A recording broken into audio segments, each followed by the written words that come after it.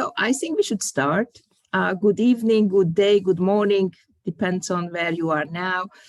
Thank you very much for joining this event, which has been organized together. This has been organized together with the East European Holocaust Studies, a journal by De Gruyter, and Johannesburg Holocaust and Genocide Centre. My name is Andrea Pető from the Central European University, Vienna, and the editor-in-chief of the East European Holocaust Studies. And I would like to thank you for the technical support, Jana Ustimenko, Daniela Hovsa, and Borbála Claremont. And we will be recording this event, which will be later on available. And some technical questions, please mute yourself. And if you have got questions, put it in the chat.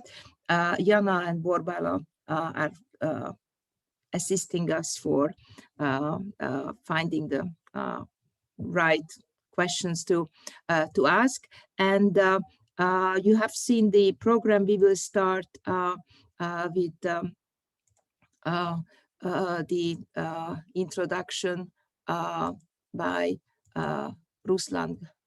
So the word is yours. Thank you very much for coming to us and joining this event. And the CVs of the presenters will be posted in the chat, that we would not waste time. And Ruslan, I'm so happy to see you. The floor is yours. Thank you. Thank you, Andrea. Hello, everyone. I now most probably join you for the last time in the role of Deputy CEO of Babyn Holocaust Memorial Centre, as I'm resigning from that role end of this week. And for me, it's also a way to start this conversation and this event in a personal way. And thank you for all the work that you do. And having this, having this war starting from end of February in a very active attack on Ukraine by Russia, it actually, as it unfolded, and as crimes against humanity, basically, and other crimes are happening right now, it definitely helped me personally understand better the value of what you all and what the community of Holocaust researchers do, and the importance of this. Because, of course, thank God, what is happening in Ukraine is not something that can be called anything close to Holocaust, and I hope that it will never be that case. But definitely, it has some absolutely terrible, terrible in current history of Europe precedents, and I'm afraid to say that we will learn more as Russia will retreat from the territories they've occupied for the last couple of months. We see from satellite that basically there are mass graves, and with thousands of people, and that is something that is creating this feeling of a live memory when we speak about past, and we see some similar things currently, and this is something terrible. And I never thought that we will live in a time that something like this will happen in Europe, and I wish we learned the lessons of Holocaust better. I wish all Eastern Europe, I wish Russia would learn the Holocaust lessons, and I hope that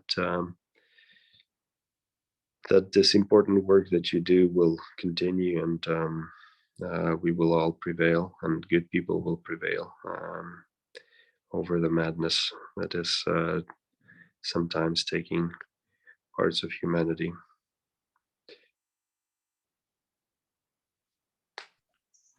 Thank you, Ruslan. It has been an honor working with you, and thank you. Stay safe. Thanks a lot, and we will continue the work, and hope to see you in Kiev soon, hopefully. Thanks a lot. So when we were thinking about the East European Holocaust Studies Journal, what topic would be nice to discuss and what would make sense in this particular context, Tali Nates, who was the engine behind this event, suggested that why don't we think about the never again? So what happened with the never again? So we have got 4 speakers who will be discussing the issue of their take of this particular situation, that what this never again means for them, for the research, for the Holocaust research, for the present war. And Omer Bartov will be the first speaker. We are following the alphabetical order. So Omer, the floor is yours. Thank you, Andrea, and thank you for everyone who's listening to this. So never again is a complex and interesting concept, which obviously has a fair amount of relevance to what we are seeing today. And I will try in the next 10 minutes to give a little bit of my understanding of its historical background. Where does this come from, and how can it be interpreted, often in very different ways, in fact, and in, I would say, in contradictory ways, as it was in the past and as it is, I believe, in the present as well. I'd say that the idea of never again, and sometimes the very term, was used for the first time after World War I, at least in the 20th century. We tend to think about it as something that emerged after World War II. But in fact, this goes back to the aftermath of World War I. And I think it's important to understand it in that context. So what is this that should not happen again after World War I? Well, obviously, the answer would have been World War I. That is, that we would never want to have another world war because the World War was so devastating to so many countries. This is not so much something that you see within the Russian context, because Russia disappears as an empire, the Soviet Union is created, and there's a very different discourse there that I'll touch on later on. But in the West, and especially in Britain and in France, that's a very powerful idea that we should do everything we can to prevent another war. So you can see that from this kind of idea of never again such a war, a destructive war that cut down an entire generation of young men in these countries, comes the notion of either pacifism or appeasement. That is, that we should do everything we can to prevent such a war from happening again. Now, in Germany, this is somewhat different. Obviously, in Germany too, after World War I, there are many who think about preventing such a destructive war from happening again. But ultimately, another discourse wins out. And that discourse is that we did not really lose that war. We were stabbed in the back, we were betrayed, and therefore that war has to be fought again, and this time it has to be won. So in that sense, World War I is reinterpreted in Germany, that bleeds into the National Socialist discourse, into a war that was lost for the wrong reasons, and a war that should be won. And so there are 2 types of never again, if you like, at least in Central and Western Europe.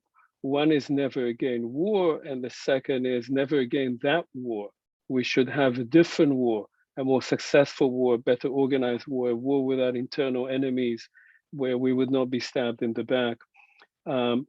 Now, these are related to each other, of course, because so much of the effort that is made in the late 1930s to prevent war, which is known to us now as appeasement, a term that is floated again only in recent weeks, has to do with those responses to what happened in the war, just in World War I, just as much as it has to do with Germany's interpretation of the war, that is, that ultimately no such appeasement would work because that war was lost for the wrong reasons, and it has to be won in the second round. So that's a little bit on the background of World War I. After World War II comes the sort of official nie wieder, never again, jamais plus, this notion that no, never again. Nobody is precise about what is it that will never happen again. The term is used, and it appears in many monuments, in many declarations, but people have different understandings of what it is that shouldn't happen again, and that's part of what I think we want to keep in mind. So if you think about the Jewish and Israeli context, the never again is quite clear. It's not never again war, it's never again the Holocaust. It's not even really never again genocide or mass murder, it's never again the Holocaust. Now the Holocaust already happened, of course, and the idea is we should never let it happen again or something like that. But it is perceived very much within, I would say, the majority of collective Jewish memory, with some interesting exceptions that we could talk about later, and within the state of Israel, increasingly as never again a genocide of the Jews. And therefore, this carries with it certain understandings. If that thing should never happen again, that we should do everything we can to prevent it. And in fact, everything that we would do to prevent it is justified. That is, it gives one sanction to do anything one can, one wants to, if one perceives a particular threat, an existential threat. So that's one kind of context. The other is never again genocide, generic genocide, that is never again such a genocide as what happened to the Jews and has happened to others. And there are many genocides that happened before the Holocaust, of course. This never again of genocide doesn't really have much purchase between the time that the Genocide Convention is agreed on in 1948 by the UN and until the 1990s, that is actually after the fall of the Soviet Union and the communist system in Europe.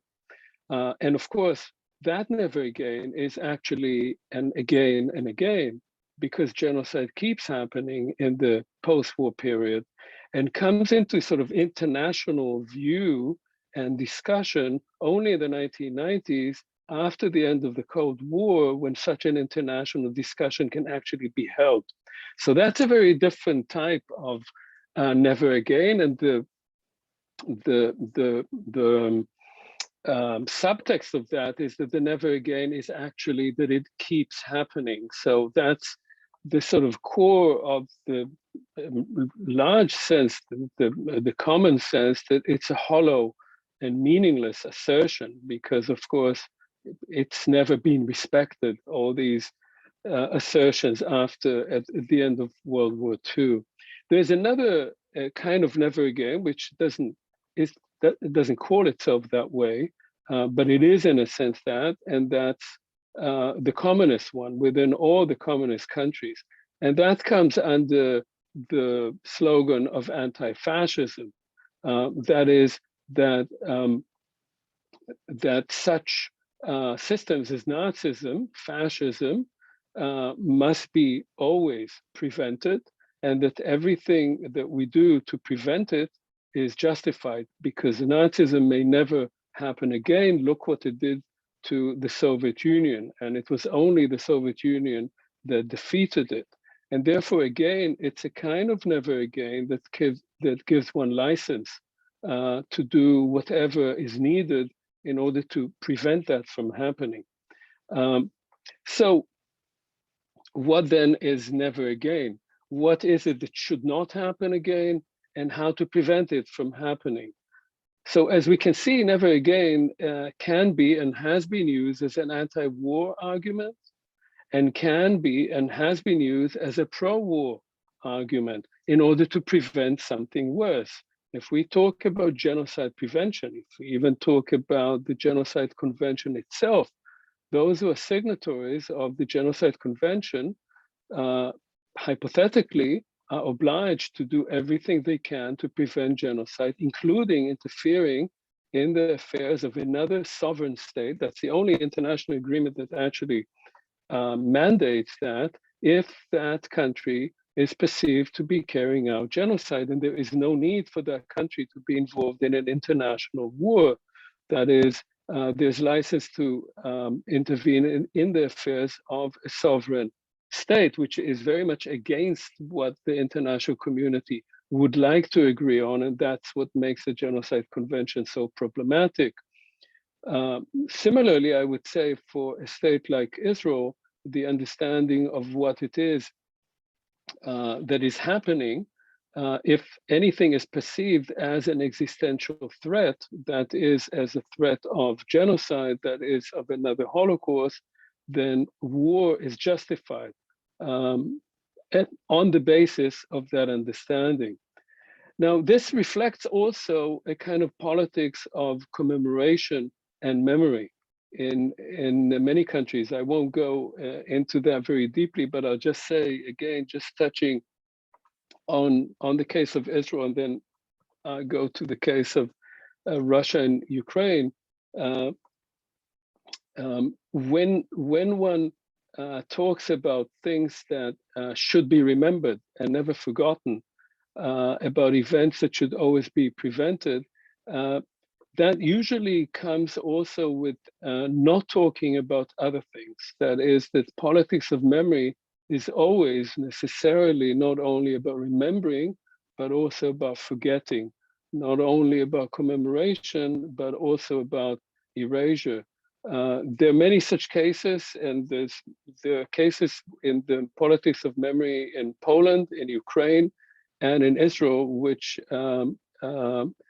show that quite well as, of course, in the politics of memory of the Soviet Union and later on of Russia. What do we remember? What do we forget? We remember, in the case of Ukraine, we remember the fact that Ukraine had experienced genocide, and we remember in the Holodomor, we remember the destruction of World War II, and we remember Ukrainian freedom fighters, those who fought to maintain and save Ukrainian nationality. What do we remember in the Soviet Union? And then in Russia, we remember the Great Patriotic War. We remember that the Soviet Union saved Europe from Nazism. What do we not remember? We don't remember the crimes of Stalin. We try not to remember the gulags, and we don't remember the imposition of dictatorships throughout Eastern Europe. And what do we remember in a country like Israel? We remember, of course, the Holocaust, and we remember the Israeli War of Independence. What do we not remember? We don't remember that the Israeli War of Independence also included the expulsion of the Palestinian population from Israel, and we cannot even allow that to be commemorated. So every kind of politics of memory, which has to do with these constitutive events, also entails forgetting. And so now I'll just touch briefly on the specific case of Ukraine and Russia. So of course, in the Soviet Union and later on, and especially under President Vladimir Putin, the Great Patriotic War is a symbol of stopping Nazism and of stopping fascism. And it is precisely that symbol, that idea, that that kind of danger to Russia, formerly the Soviet Union, of Nazism should never happen again, that has been used by the Putin regime to justify its invasion of Ukraine. And it plays precisely on this motif that has been hammered into Russian citizens before the fall of the Soviet Union, of course, and again after, and especially under Putin's regime, increasingly so. And it always entails also forgetting. It also entails, for instance, forgetting the crimes of Stalin, and even trying not to have any commemoration of gulags and of the repression under Stalin's regime. So in that sense, we can say that the Soviet never again is used precisely as a justification for the invasion of Ukraine. Now, in Ukraine, on the other side, I would say that the notion of never again is, of course, to never again be under Russian domination, to never again be part of Russia, to be separated from Russia, and to continue the Ukrainian struggle for independence, which is within the Ukrainian, I would say, national memory, is a long struggle of hundreds of years of trying to separate Ukraine from those who dominate it. And in fact, the two main dominating powers are Poland, which now is a shelter for millions of Ukrainian refugees, which is part of the historical irony, and Russia. These are the two powers that for much of Ukrainian history, dominated what became then independent Ukraine. And so what is remembered is also the struggle, the Ukrainian struggle for independence, the Ukrainian struggle to free itself from these dominating powers. And in that sense, the most immediate, I think, the most immediate memories in Ukraine of that struggle against domination by the Soviet Union, now Russia, is the insurgency of 1944 up to 1949 or so against what was seen by others as the liberation of Ukraine. So again, we find here a particular memory which is not part of the general European memory, never again Nazism, therefore liberation from Nazism, but within the particular Ukrainian memory, that liberation is in fact an occupation. And those memories of the insurgency against Soviet reoccupation of Ukraine in the aftermath, or as part of the last year of World War II, are those that rise up now. And you can see it in various elements, including, of course, the use of the slogan of Slava Ukraini, which was used very often at the time. And finally, and I'll close with this, what is so interesting is that President Volodymyr Zelensky raised another memory of a never again in a number of his speeches, which are always very well geared to particular publics and therefore have been very effective. One is never again appeasement. And so Zelensky very much speaks to European audiences about that you should remember never again appeasement, because look what appeasement caused. Appeasement caused World War II. And if there is appeasement of Russia now, it will cause World War III. Of course, there's a complete opposite discussion of that in Europe and in the United States, in many circles, and in many liberal circles, that too much engagement in the war against Russia will bring World War III. So those who speak about never again war, and there are many of those, speaking about, well, we have to be careful because if we are not careful, we will bring about World War III. And Zelensky says, if there's appeasement, that is what will bring World War III. And the second is Zelensky coming to Israel spoke directly about the Holocaust and directly about never again that genocide, that Holocaust. And he made an analogy, which a number of people in Israel, of course, didn't like because they don't like these analogies in general. It takes away the uniqueness of the Holocaust. He made precisely that analogy that if you let people get away with that, they will continue doing it and it will only get worse. And so never again a Holocaust, never again a genocide. And I'll close by saying that there is a debate over whether what's happening in Ukraine is genocide or not. And I think that to some extent, some of the facts that obviously have not been investigated thoroughly, but the rhetoric of the Putin regime, the rhetoric that it's officially being putting out is a completely genocidal rhetoric. It is a rhetoric of the eradication of a group, of a national group as such. And in that sense, the regime itself, whatever it is doing, and it is committing a lot of destruction, is engaged in the rhetoric of genocide. And if there is any never again that we, I think, should be talking about, it is that one. And therefore, I think that it is much more important for us as scholars, as citizens, to speak about that never again rather than the fear of war. Thank you. I'll stop here. Thank you, Omer.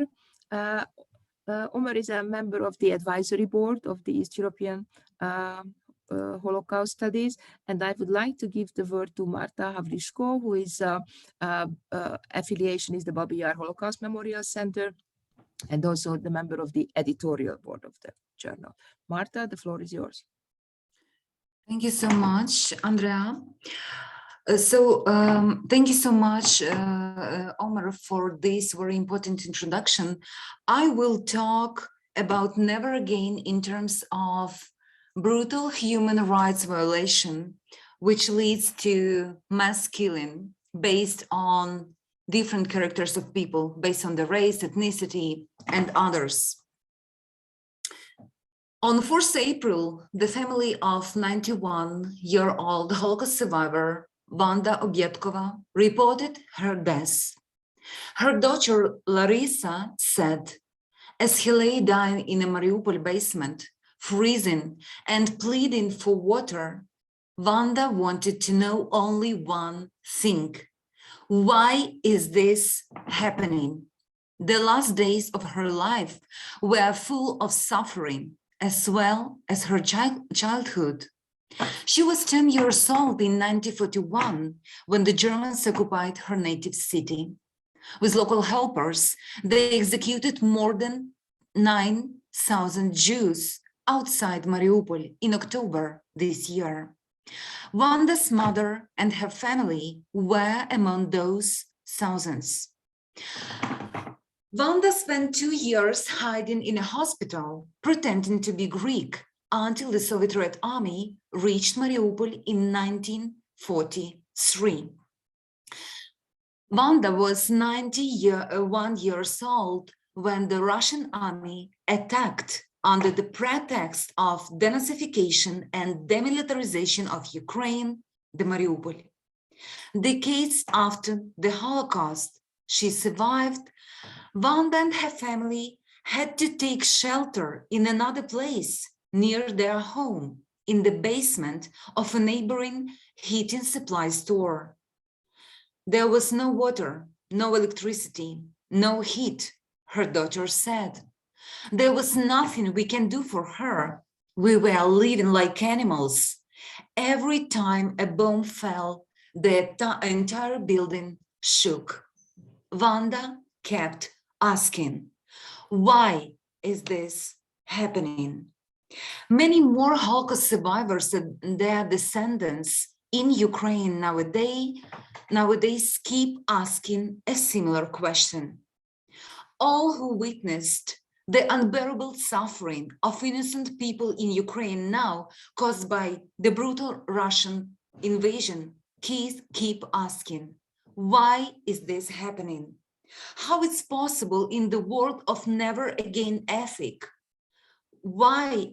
What we did wrong? Not enough? How we as Holocaust scholars and educators should respond to this new human tragedy unfolding in the lands that so much suffered during the World War II and the Holocaust.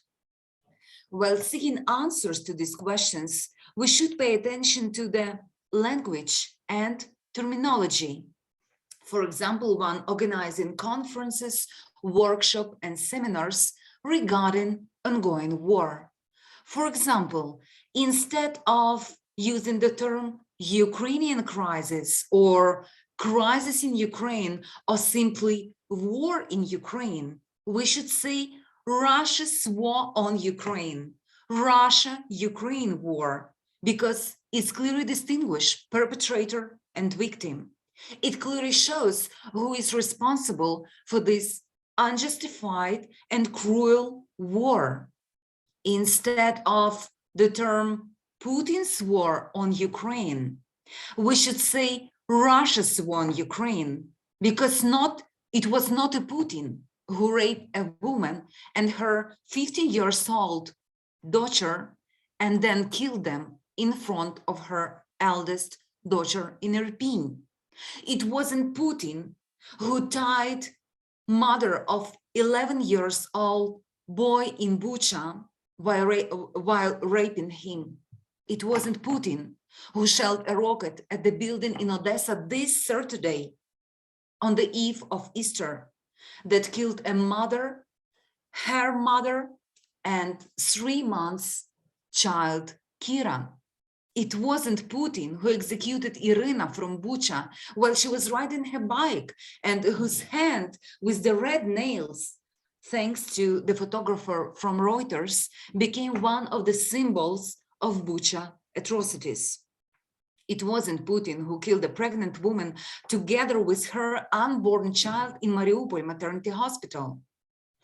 While seeking answers to the questions posed above, we should think about the role of silence in times of extreme violence, because this silence might be a form of complicity. They dragged her to the court in the yard, put her on her back, and started whether to dance a Cossack on her stomach.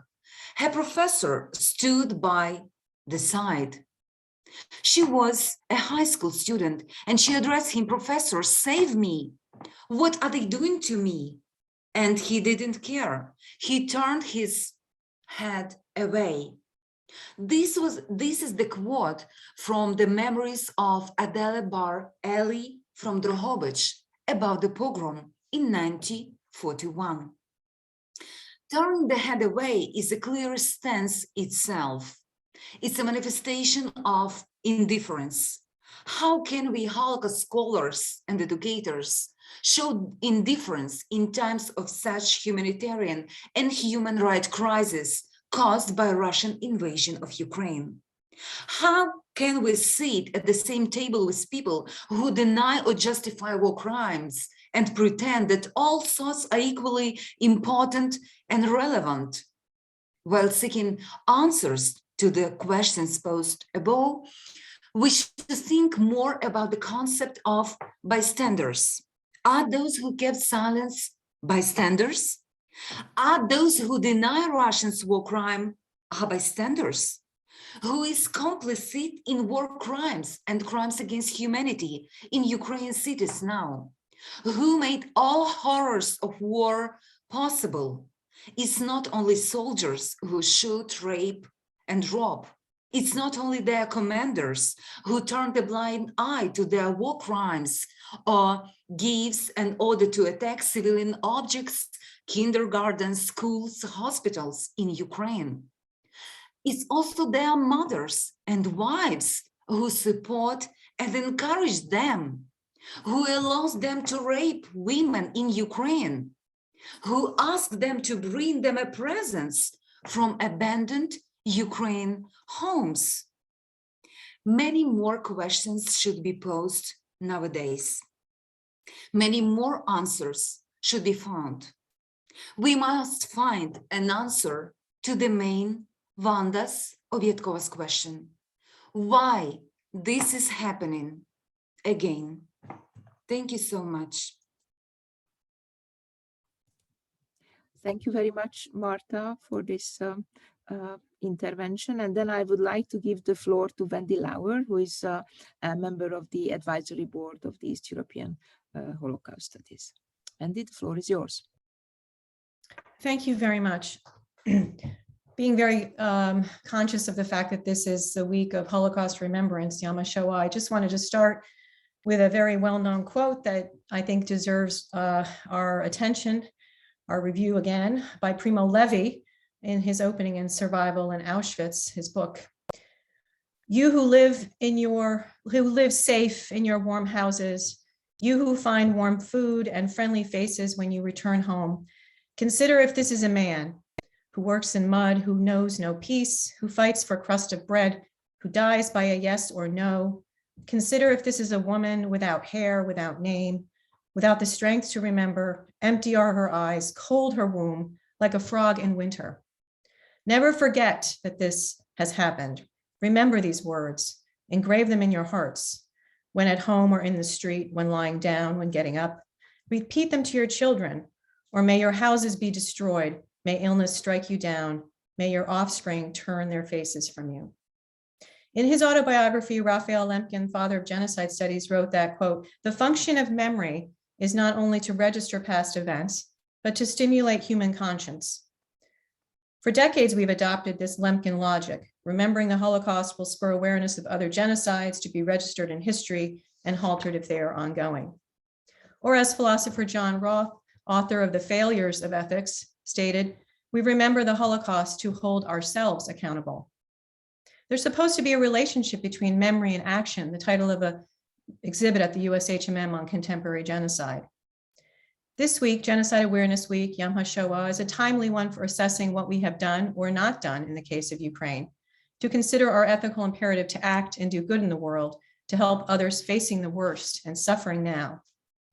When genocide is happening, what do? Since February, we have watched as the convoys roll in, Ukrainians hunker down, and the shellings decimate. The images of razed towns, mass murders, and sexual violence are sending shock waves around media outlets. This is not a conventional war if there ever was one. Russia's forces blatantly disregard rules and international conventions that world leaders have worked so hard to establish since the founding of the International Committee of the Red Cross in 1867. What have I been doing?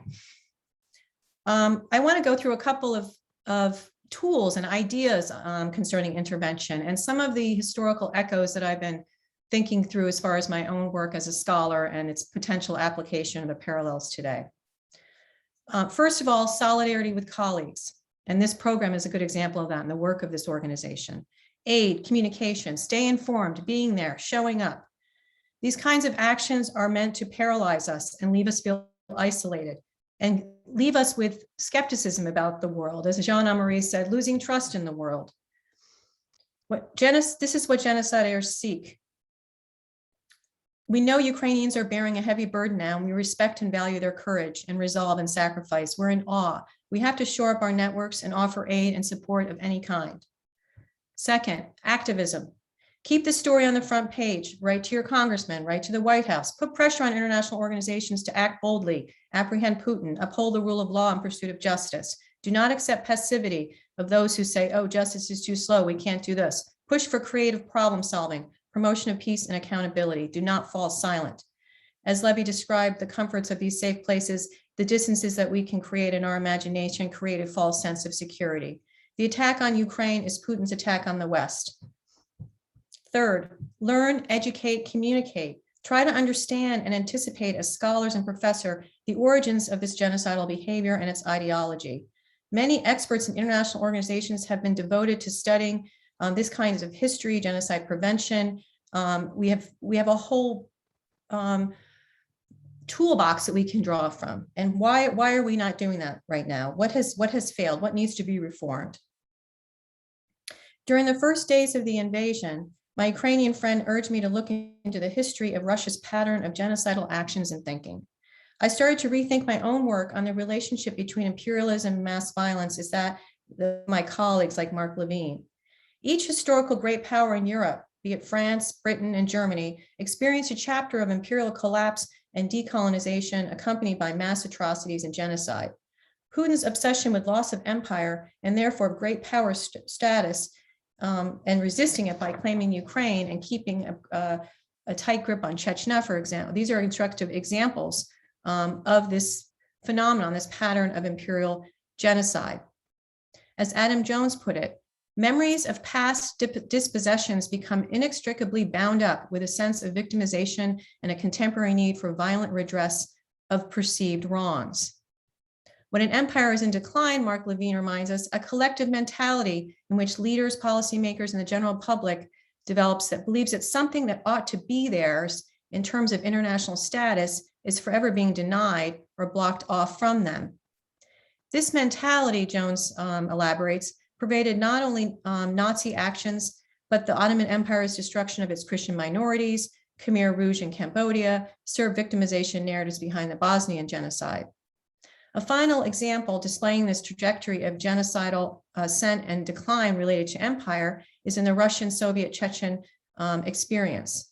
The frequent exterminatory violence of Tsarist Russia's conquest of the Caucasus going back to the late 1820s, including the forced Russification in Ukraine in the 19th century and its borderlands, cultural assimilation, suppression of Ukrainian language, forced conscription, and of course, pogroms against Jewish minorities, followed by the Sovietization in the 1930s and the Holodomor. The Stalinist regime went on the offensive in its terror in the name of revolution, economic modernization, and then when faced with a Nazi assault and mortally threatened in 1941-42, undertook more ethnic cleansing, mass deportations of minorities, Chechens, Tatars, and political foes, Polish and Ukrainian non-communist elites. Adam Jones argues that this recent Russian tendency can be traced to Yeltsin and Putin's actions in Chechnya as what he calls wars unto genocide, describing the pathological excesses of the violence reflecting a post-Soviet Russia stripped of its quasi-colonies in Eastern Europe and Central Asia and obsessed with holding on to minority-dominated territories on the fringes of its shrunken empire. What is Russia's degenerate war and its relation to genocide? Genocide can be put into practice in the context of war, Peter Longerich wrote in his book on the Holocaust, because the brutalizing atmosphere in which the existence of the individual is already devalued. And I know Omar Bartov has done a lot on the barbarization of warfare, and I'm looking forward to his reactions. Martin Shaw sees genocide as an offshoot of degenerate war with its large-scale targeting of civilians. War is genocide's greatest singling enabling factor. As Goebbels wrote in his diary in March 42, the same time that Belzec was receiving its first victims and was in operation, and Slovakian Jewesses were being sent to Auschwitz-Birkenau, Goebbels wrote, "Thank God that now during wartime, we have a whole series of opportunities that would be closed off to us in peacetime." In Adam Jones's book on the history of genocide, he delineates some really important aspects of war and its relationship to genocide. War accustoms a society to violence, and the boundaries between legality and criminality erode. War increases the quotient of fear and hatred in society. War eases genocidal logistics. War provides a smokescreen for genocide. War fuels intracommunal solidarity and intercommunal enmity. War magnifies humanitarian crises. War stokes grievances and a desire for revenge. The Nazi-Soviet war, the dynamic starting in 1941 and into 1944-45 is also rather instructive. We know, for instance, as students of Hitler's Vernichtungskrieg, that for too long, scholars approach it as two separate undertakings. As the late Jeff McGargy stressed, military historians focused on the battlefield and the sweep of armies to the exclusion of the genocidal actions in the civilian zones. Likewise, Holocaust historians often lacked expertise to discuss the war itself, not showing the integration of military strategy, operations, occupation policy, and the ideologies driving both. The Wehrmacht exhibit in 2000 debunked the myth of the clean Wehrmacht, changed all this. But as far as today's events, we can see the clear combination of conventional bombardment, use of military force to achieve several ends: territorial expansion for empire, a genocidal reordering, cleansing, and mass murder in Ukraine. In fact, one could take some of the statements of some of the worst Nazi generals like von Reichenau in 1941 and his Sixth Army, which was operating in Ukraine, and think about its parallels today. Reichenau wrote to his units, quote, "The most important goal of the campaign against Judeo-Bolshevik system is the complete destruction of its instruments of power and the eradication of the Asiatic influence in the European cultural realm." One of Putin's generals, propagandists, Putin himself could state in the same way, quote, "The most important goals of this special military operation against Western Nazi system in Ukraine is the complete destruction of its instruments of power and the eradication of the Ukrainian Western NATO influence in the European cultural realm." Reichenau wrote more about the soldier in the East, not only as a combatant, but also the bearer of an inexorable idea and the avenger of all the bestialities committed against us, condoning soldiers' necessarily harsh but justified punishment of all what they called subhumans who will resist us on the battlefield and behind the lines. This is the kind of rhetoric, exterminatory rhetoric that was mentioned earlier. The parallels are striking. Also, the pre-Barbarossa planning, the execution of the campaign on Putin's part, that was a presumption to be a blitzkrieg, the focus on reprisals, bombardment and siege of cities. It feels like 1939 and 1941. And that's not just us. That is Putin's playbook, his historical reference point and guide.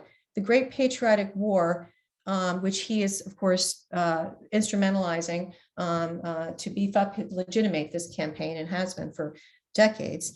Now we see we see Putin kind of taking on this multifaceted role of being a Hitler-like leader, a general von Reichenau, and a propagandist like Goebbels. Recently, a genocide handbook was in circulation. It was published on April 3rd, and I read an article that Tim Snyder wrote about it. It was released by the official press agency and delineates this bigger campaign. And as I read that, I was reminded of Himmler's general plan Ost and thought about this is Putin's general plan West. The handbook calls for the liquidation of the Ukrainian state and abolition of those who fight with Ukraine. And it targets more than 20 million people to be killed or sent to work in labor camps to be re-educated. Children will be raised to be Russian. The name Ukraine will disappear. It reminded me, of course, of Himmler's Germanization campaigns in places like Ukraine. This is not just rhetoric, and we have to take all this very seriously because it's accompanied by the actual destruction of Mariupol and these war crimes that are emerging in the media every day. So never again. What are the kinds of intervention strategies? What can we do? We have some lessons learned by recent genocides and American Western responses. In the 1990s, there seemed to be a kind of definitional debate and even stalling as far as using the so-called G word, because we took that very seriously, our commitment to the UN Convention and our obligations to respond when in fact it was called genocide.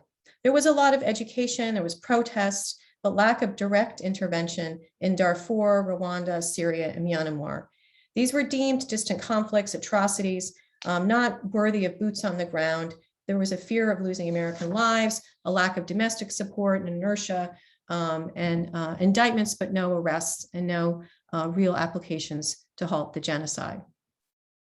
Humanitarian intervention as a concept actually has deeper roots. It actually emerged in 1931, and Raphael Lemkin referred to it in his own history when he was researching his history of genocide. And it means justifiable use of force in its original incarnation, justifiable use of force for the purpose of protecting the inhabitants of another state from treatment so arbitrarily and persistently abusive so as to exceed the limits beyond reason in justice.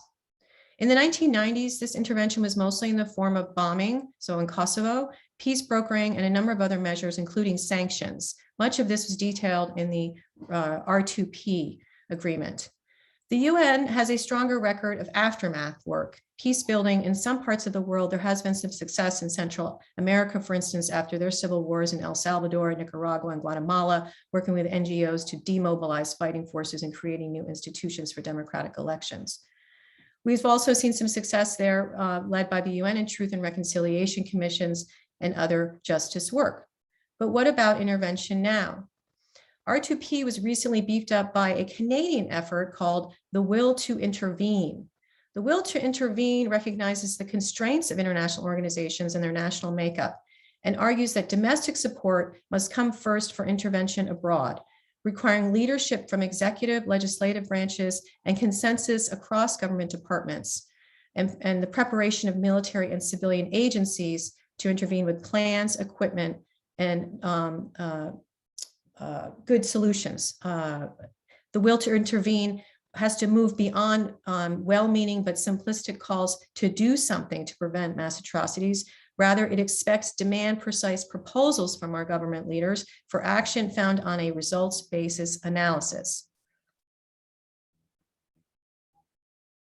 There have been proposals for an international peace army, similar to a standing police force that could arrive on the scene to intervene, document, apprehend, with nationals composed of nationals from around the world.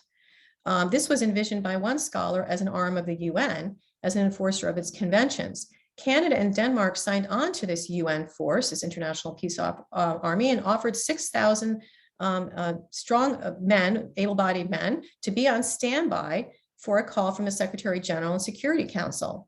The UN discussed a similar kind of organization, a rapid reaction force, capable of deploying 60,000 soldiers within 60 days and maintaining them in the field for up to a year. As Adam Jones points out, quote, all of these initiatives were guided by a perception that fast action, early response was necessary to prevent genocidaires and war criminals too great a head start.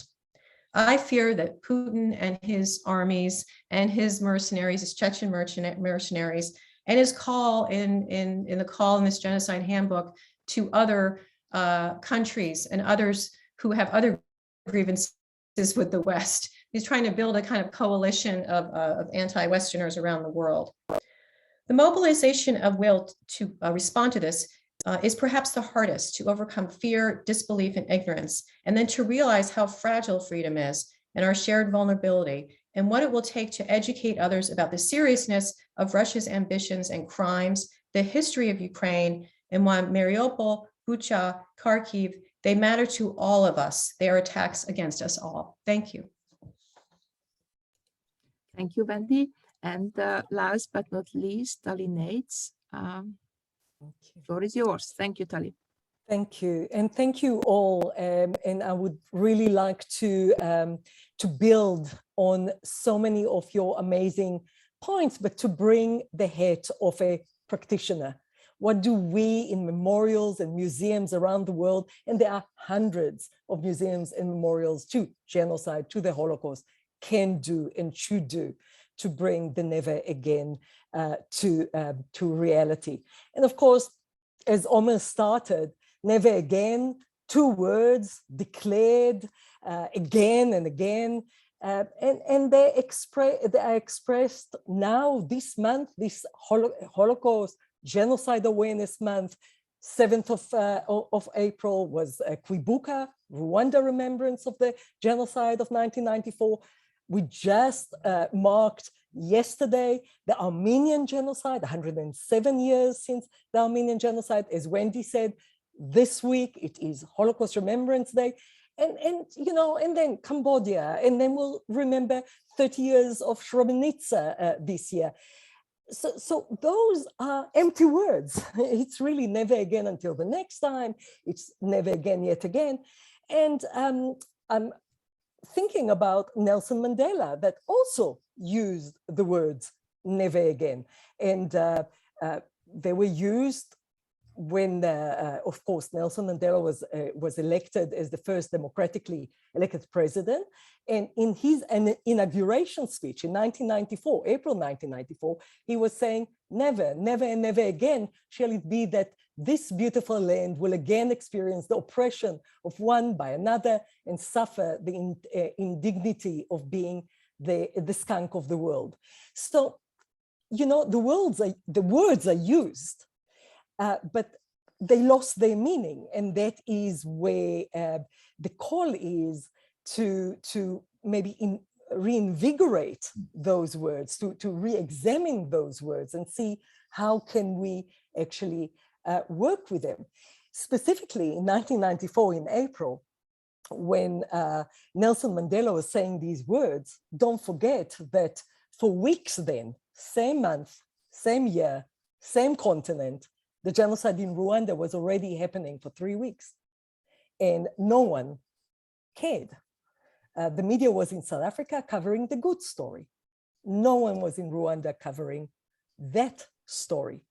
And I'm remembering one of my many visits in Rwanda, probably about 20 years ago after the genocide, and where I went to one of the many churches that became memorial sites. This one was in Narama, about 30 minutes from Kigali.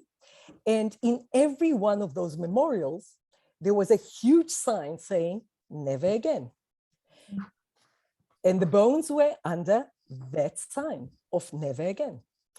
And I want to share with you this very poignant story that I'll never forget, because as I went to that memorial site, just a few years after the genocide, where 5,000 men, women, and children were murdered in this Roman Catholic church of Narama, the driver that took me there was a Tutsi survivor. He had a huge machete scar on his head, and he was visibly upset. And I was sitting with him, and what do you say? And Marta, as you describe these horrors happening now as we speak, what do you say to someone that survived it? And he started to tell me that he lost all his family, he's the only survivor of the genocide, and he was wearing some bracelet on his arm, and the bracelet said, yes, you guessed it, never again. And I said to him, you know, you don't know what to say, but I said, I'm so sorry for your loss. He was telling me about his family. And then, because I'm a daughter of survivors of the Holocaust, my father survived 5 concentration camps. I was telling him, I'm so sorry, you know, my father also survived a genocide, and it happened far away in another continent and another time. And I will never forget it, because he said, really? Never again? And he took the bracelet off his arm and he gave it to me. I'm keeping it until today. It's more than 20 years since this happened. And these are the words that I'm thinking about when I'm thinking about the never again. What does it mean?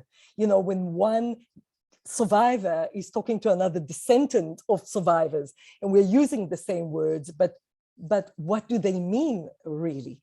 And of course, if we think about Primo Levi, Auschwitz survivor Primo Levi said, of course, the very famous words that we use in our museum, and maybe many museums are using. It happened, therefore it can happen again. This is the core of what we have to say. It can happen, and it can happen anyway. And the issue is that the same South Africa, where I was just sharing with you, you know, the first democratic elections and Nelson Mandela, and, you know, the country of human rights, is now the country that is staying neutral in this Ukraine-Russian war. So we are sitting in a museum, in a center in Johannesburg, and my colleagues in museums in Cape Town and in Durban and in other places, and South Africa is claiming neutrality. And that neutrality is, of course, not neutrality, because it's pro-Russian. It is silent about the atrocities. And until just a week ago, no one from the government even contacted the Ukrainian ambassador. I'm very glad to say that thanks the forces in the last week, the Ukrainian ambassador was actually contacted and spoken to by one of the ministers and by our foreign ministry. But I feel ashamed. I feel really ashamed that we as a country not only did not learn from our own history, but we are supporting the oppressor. So what can we as museums and memorials do? And this is something that really worries me, really bothers me. How we that are showing exhibitions, doing programs, doing education programs to thousands of students from schools and from universities and teachers workshops and others, how can we turn those words of never again from a never again with a question mark to never again that is a connection between the past and the present? And for me, and I'm glad, Wendy, that you spoke about the R2P and the other ways that we are starting to think about how do we make those connections and activate some action. For me, the challenge is how do you make the links quicker, much quicker? So how do you teach about the past? May it be the Second World War and the Holocaust, may it be Rwanda and the reaction of the world, may it be other genocides or mass atrocities or crimes against humanity, such as apartheid. And how do we then make the connection that our students and our teachers can activate that in real time and become activists? The term that I would like to use is memory activism. So how do you, and I hope that there are some colleagues from museums from around the world listening today, how do we make the history relevant to our students today? How do we activate this memory into activism to do more?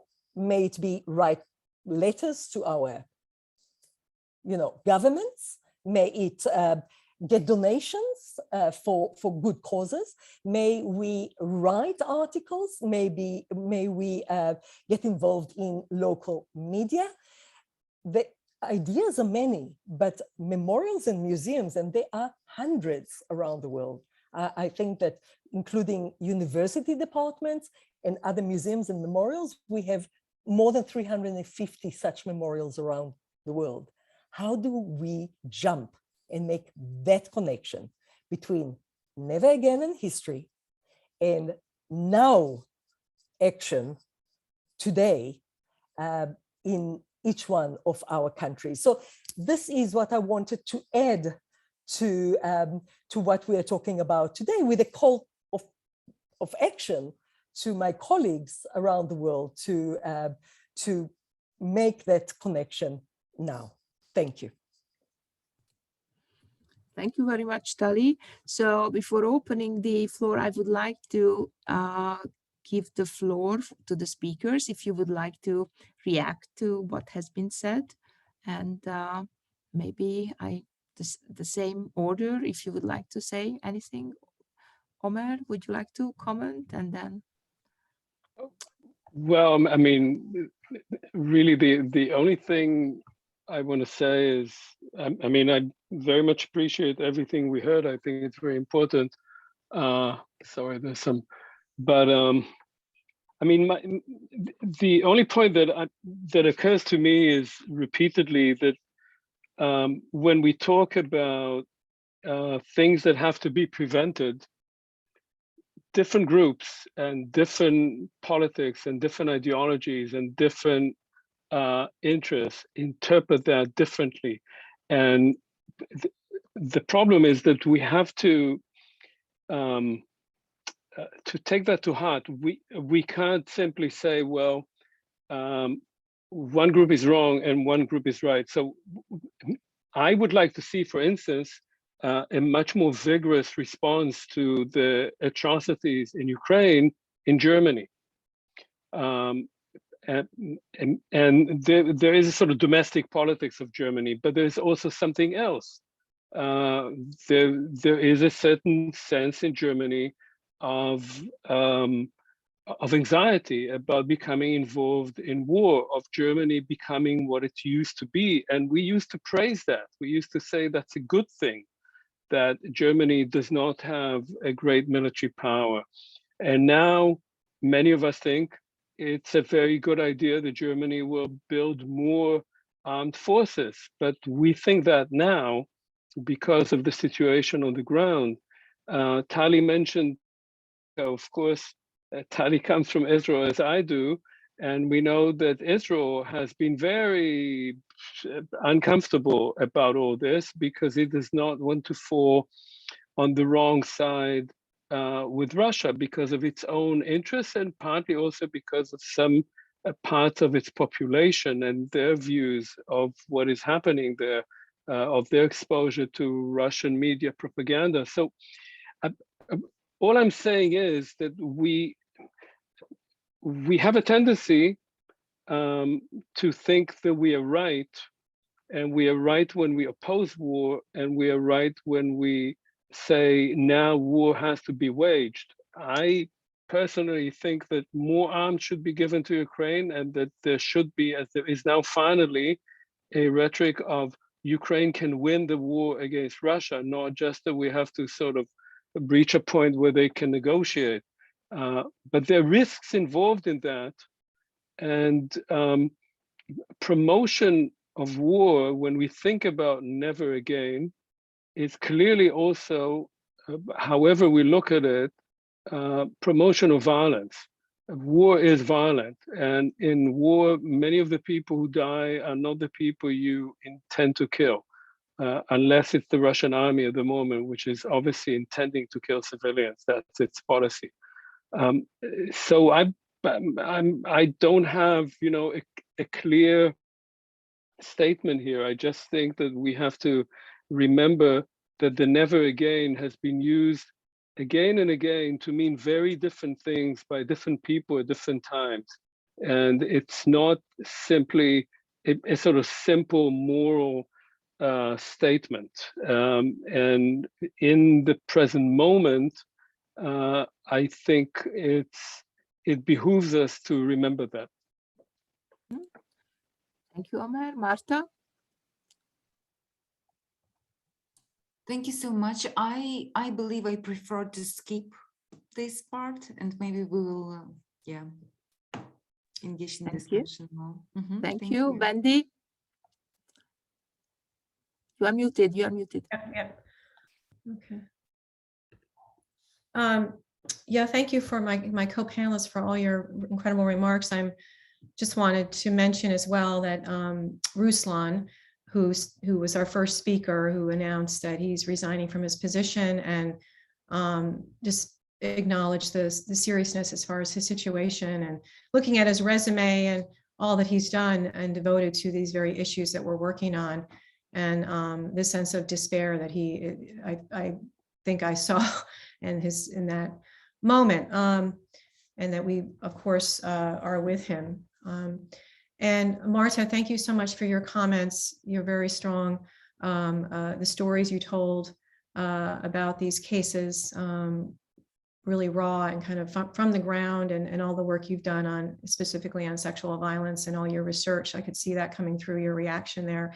And Tali, the frustration you must feel in your country, where there's, you know, the feelings of hypocrisy as far as your organization and your not being able to respond in the way that you want to, and worried about your audiences and the kind of moral legitimacy of your program right now. So, and Omer, yes, I am not one to promote violence whatsoever. I'm anti-war normally, anti-violence, but I do believe in this kind of action in very extreme situations when there's such a disproportionality here, this overwhelming force, and when there's a clear history pattern on the part of Putin's regime that we can trace and we can anticipate. And I think that some of the ideological part of this is not just rhetoric, it is a full-on plan, a kind of master plan.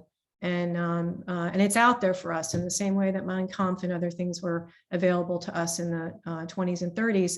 And then we have to take this seriously. And it comes from a place of someone not like Putin feeling like he hasn't been taken seriously.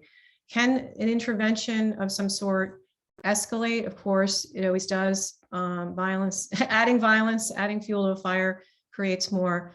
But I also believe that we are at a pretty critical juncture right now, that we've been dragged into it, that we weren't really aware of it or paying attention to it as far as the Russian view of the world, and that historically genocidaires of this stature, they don't, they're not going to back down.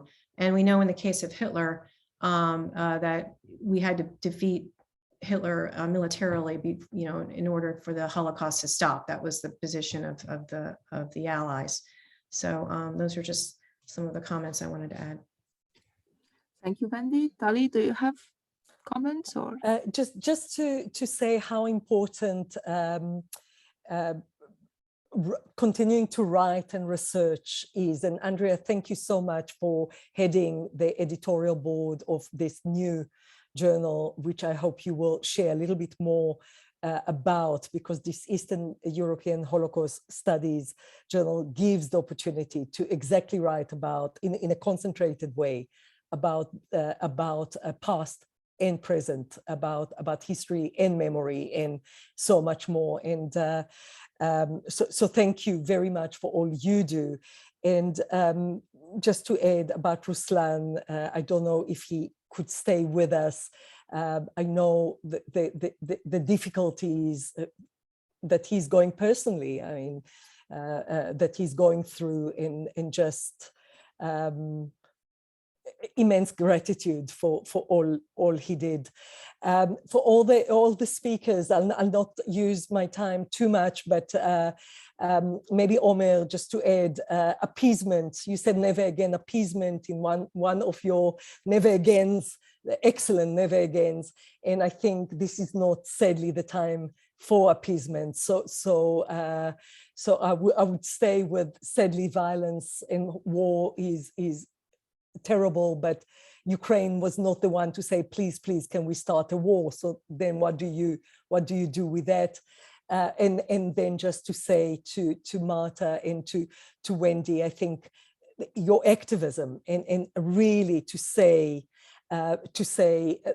your thinking of bringing testimonies, the voices, the storytelling, the voices are critical.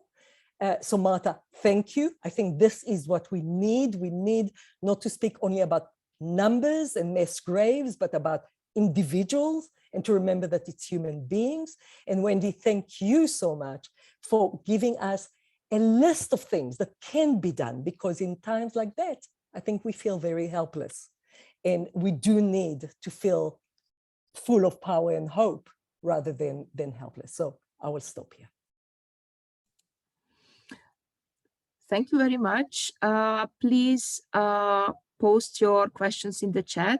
Till you are doing that, let me put the link to our journal in the chat, and encourage you that if you are hiding fantastic manuscripts in the drawer, maybe this is the historical moment to pull this out following this important talks by our colleagues, and submit your manuscripts for us. What we can offer is open access and friendly reviewers, so no reviewer number twos in this journal. And if you read about a book which was interesting, or you visited an exhibition and you want to write about this, please go ahead. And there are two calls for papers for a dossier. One is about oral history and the uses of testimonies in Holocaust research, and the other one is about Kuznetsov. So these are the different options, and historians can do a lot of things. Museum people can do a lot of things, but I think this event was a first step to ask the question, what did we do wrong? What did we miss? And what can we do as well? And Wendy, Marta, Tali, and Omer, thank you very much for your very inspiring and important talks and contributions. And I would like to give, if there are no questions, I would like to give the floor to Jana, who is sharing a screen with us, and that is the possibility of supporting the Babyn Center. As you know, this the center filed with the International Criminal Court in The Hague the first request for the investigation of war crimes, and it's doing lots of humanitarian efforts, the evacuation, and also it has got the biggest Holocaust related archive, and does lots of cultural heritage protection. So if you are in a position to support the center, which is also the initiator of this independent scholarly journal, the East European Holocaust Studies, please do help financially, intellectually, and emotionally. So these are the important takeaways from today. And thank you very much for all your help. Thanks for the supporting team, which was at the background and made this event possible. Thanks again, Tali, for collaborating with the East European Holocaust Studies. And I think, that was the first of several events what the East European Holocaust Studies Journal will be organizing. And thanks a lot, and have a peaceful evening. And our colleagues and friends in Ukraine are in our hearts and minds and prayers. Thank you. Bye-bye. Thank you, everyone. Bye. Thank you so much. Thank you. Bye. Have a nice Bye-bye. evening. Be Thanks. safe.